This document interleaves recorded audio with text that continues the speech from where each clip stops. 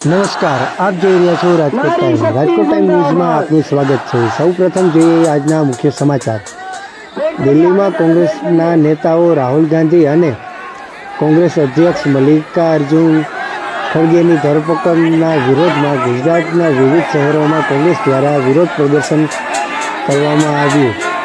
રાજકોટ, જામનગર અને ભુજ સહિત અનેક સ્થળોએ કોંગ્રેસના કાર્યકર્તાઓ દ્વારા રસ્તા પર ઉતરી અને સરકાર વિરુદ્ધ ઉગ્ર સૂત્રોચ્ચાર કર્યા હતા. કેટલાક સ્થળ રાજકોટમાં જિલ્લા પંચાયત ચોક ખાતે કોંગ્રેસ દ્વારા વિરોધ કાર્યક્રમ યોજાયો હતો. વિરોધ કાર્યક્રમ દરમિયાન પોલીસ અને કોંગ્રેસના કાર્યકરો આમને સામને આવી ગયા હતા, જેના કારણે ધક્કામુક્કીના દ્રશ્યો પણ સર્જાયા હતા. પોલીસે અનેક કાર્યકરોની અટકાયત કરી હતી. કોંગ્રેસ નેતા ગોપાલ અનોડકટે સરકાર પર તાનાશાહીના વલણ અપનાવવાનો આરોપ લગાવ્યો હતો.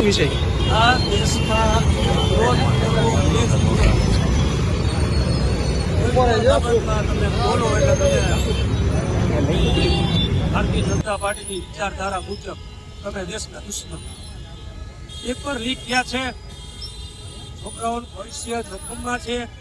એની લડાઈ લડે છે, જે પોતા માટે નથી લડતા, આવનારી પેઢી માટે પણ લડે છે. એના પાપ છાવરવા માટે નિર્દોષો ઉપર લાઠીઓ બરસાવે છે.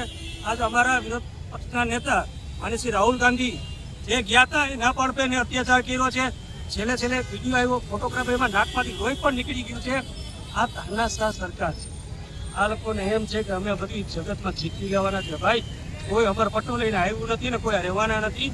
કોંગ્રેસે આટલા વર્ષ શાસન કર્યું. તમારે રેકોર્ડ તોડવો હોય ને તો નહેરુજી જેટલો ટાઈમ જેલમાં રહ્યા છે એનો નામ નરેન્દ્રભાઈ મોદી, તમે રેકોર્ડ તોડો.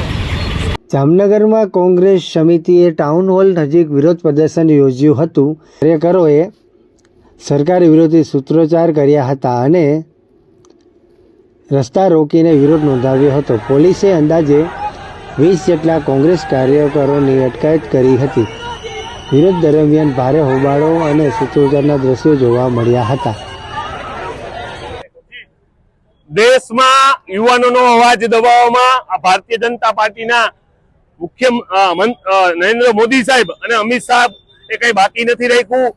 2 દિવસથી જંતર મંતર ઉપર જે સંસદનો ઘેરાવ કરવા યુવાનો એના હક માટે લડવા નીકળ્યા છે.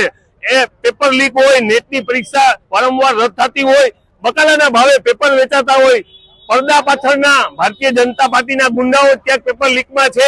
ત્યારે યુવાનોની, આ વિદ્યાર્થીઓની અવાજ બનવા માટે કાલે સમગ્ર વિરોધ પક્ષ અને રાહુલજીએ નરેન્દ્ર મોદી આવાસની બારે જે ધરણા કરવામાં હતા એ પોલીસ દમનથી એનો અવાજ દબાવવામાં આવ્યો. પણ ભારતીય જનતા પાર્ટીને ખબર નહીં, એવા અંગ્રેજોને પણ આ કોંગ્રેસે ખદેડી મૂકી હતી. તો તમારા જેવા નમાલાને ક્યારેય કોંગ્રેસ માફી નહીં કરે, વિદ્યાર્થીઓ માફ નહીં કરે. સમગ્ર દેશમાં રાહુલજીની પડખે ઉભી રહી અને વિદ્યાર્થીનો અવાજ બની સમગ્ર કોંગ્રેસ આજે રોડ ઉપર છે. આ ભારતીય જનતા સામે આંદોલન કરી અને આ મુખ્ય પ્રધાન છે જે ધર્મેન્દ્ર, એનું રાજીનામાની માંગણી કરી છે. ભુજમાં કચ્છ જિલ્લા કોંગ્રેસે પેપર લીક અને નીટ પરીક્ષા મુદ્દે કલેક્ટર કચેરી બહાર ધરણા આયોજન કરવામાં આવ્યા હતા. કોંગ્રેસના આગેવાનો અને કાર્યકરોએ શિક્ષણ વ્યવસ્થામાં પારદર્શિતા લાવવાની માંગ સાથે દોષિતો સામે કડક કાર્યવાહી કરવાની માંગ ઉઠાવી હતી. કેન્દ્ર સરકાર અને શિક્ષણ મંત્રી વિરુદ્ધ પણ સૂત્રોચ્ચાર કર્યા હતા. હવે વાત કરીએ સુરેન્દ્રનગરની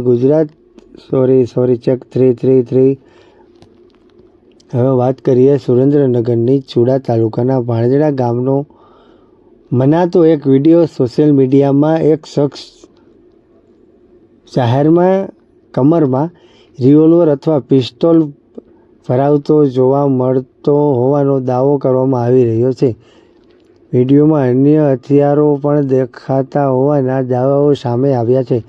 જોકે આ વિડીયોની સત્તાવાર પુષ્ટિ થઈ નથી. તેમ છતાં ગ્રામ્ય વિસ્તારમાં ખુલ્લેઆમ હથિયારોના કથિત પ્રદર્શનને લઈને સ્થાનિકોમાં ચિંતા અને ભયનો માહોલ જોવા મળ્યો છે.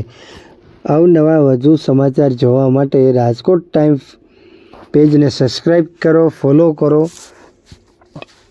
લાઈક કરવાનું ચૂકશો નહીં. નમસ્કાર.